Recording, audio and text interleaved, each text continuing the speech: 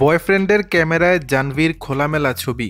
প্রেমিক শিখর পাহাড়িয়ার সঙ্গে অনেকদিন ধরেই প্রেমের সম্পর্কে আছেন বলিউড অভিনেত্রী জাহ্নবী কাপুর। অবশ্য বিষয়টি নিয়ে বেশ ঢাকঢোলও পিটিয়েছেন এই অভিনেত্রী, কারণ শিখর পাহাড়িয়াকে যে তিনি ভালোবাসেন এতে কোনো সন্দেহ নেই। সম্প্রতি সামাজিক মাধ্যমে নিজের কিছু খোলামেলা ছবি প্রকাশ করে উষ্ণতা ছড়িয়েছেন জাহ্নবী। সেসব ছবিতে প্রেমিককে কৃতজ্ঞতা জানান এই বলিউড অভিনেত্রী।